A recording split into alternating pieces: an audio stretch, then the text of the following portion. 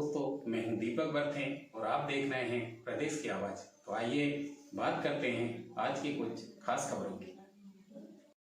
दिल्ली में प्रधानमंत्री श्री मोदी का भावुक कर देने वाला भाषण। बोले, मैंने बहुत गालियां सुनी हैं, खूब आरोप लगे। प्रधानमंत्री श्री नरेंद्र मोदी ने कहा कि हम बीते 8 वर्षों से अभाव और दबाव से बनी व्यवस्था को बदलने का प्रयास कर रहे हैं। डिमांड और सप्लाई के गैप को भरने की कोशिश कर रहे हैं। दिल्ली स्थित एक कार्यक्रम में प्रधानमंत्री श्री मोदी ने कहा कि चीजों को व्यवस्थित करने के लिए हमने 3 रास्ते चुने हैं। एक आधुनिक तकनीक का रास्ता, दूसरा मूल सुविधाओं के सेचुरेशन का लक्ष्य और तीसरा आत्मनिर्भरता का रास्ता। आपको बता दें कि प्रधानमंत्री श्री नरेंद्र मोदी गुरुवार को केंद्रीय सतर्कता आयोग द्वारा आयोजित सतर्कता जागरूकता सप्ताह कार्यक्रम में शामिल हुए। उन्होंने वहां सीवीसी के नए शिकायत प्रबंधन प्रणाली पोर्टल का शुभारंभ किया। श्री मोदी ने आयोजित सतर्कता जागरूकता सप्ताह कार्यक्रम में नैतिकता एवं सदाचार पर पुस्तिकाएं, निवारक सतर्कता पहल और केंद्रीय सतर्कता आयोग की समाचार पत्रिका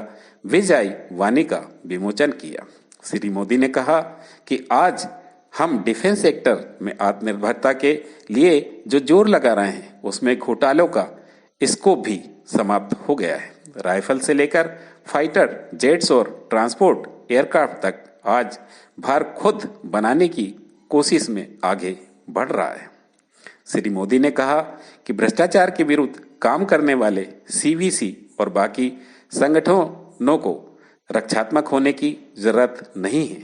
मैं लंबे अरसे से इस व्यवस्था से निकला हूं। लंबे अरसे तक सरकार के प्रमुख के रूप में काम करने का मुझे मौका मिला है। मैंने बहुत गालियां सुनी हैं, मुझ पर बहुत आरोप लगे हैं। मेरे लिए कुछ बचा नहीं है। प्रदेश की आवाज के लिए दीपक बर्थे की रिपोर्ट। हमने देखा है कि जेल की सजा होने के बावजूद भी, भ्रष्टाचार साबित होने के बावजूद भी कई बार भ्रष्टाचारियों का गौरवगान किया जाता है। मैं तो देख रहा हूं ऐसे ईमानदारी का ठेका लेकर के घूमने वाले लोग, उनके साथ जाकर के ऐसे हाथ पकड़ के फोटो निकालने में शर्म नहीं आती उनको। ये स्थिति भारतीय समाज के लिए ठीक नहीं। भ्रष्टाचार और भ्रष्टाचारियों के विरुद्ध कार्रवाई करने वाले सीवीसी जैसे सभी संगठनों को, और यहां सभी उस आपके एजेंसी के लोग बैठे हैं, आपको डिफेंसिव होने की कोई जरूरत नहीं है।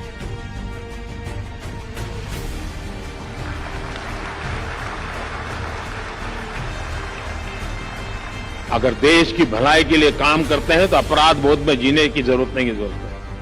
हमें पॉलिटिकल एजेंडा पे नहीं चलना है, लेकिन देश के सामान्य मानवी को जो मुसीबतें आ रही हैं उसे मुक्ति दिलाने का हमारा काम है। ये काम हमको करना है। और जिनके वेस्टेड इंटरेस्ट है वो चिल्लाएंगे, वो इंस्टीट्यूशन के गले घोंटने की कोशिश करेंगे। इस इंस्टीट्यूट में बैठे हुए समर्पित लोगों को बदनाम करने का प्रयास किया जाएगा। ये सब होगा। मैं लंबे अरसे तक इस व्यवस्था से निकला हुआ दोस्तों। लंबे अरसे तक हेड ऑफ द गवर्नमेंट के रूप में काम करने का मुझे अवसर मिला। मैंने बहुत गालियां सुनी, बहुत आरोप सुने,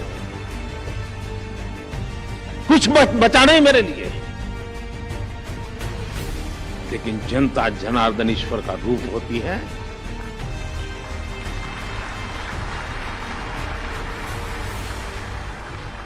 वो सत्य को परखती है, सत्य को जानती है और मौका आने पर सत्य के साथ खड़ी भी रहती है।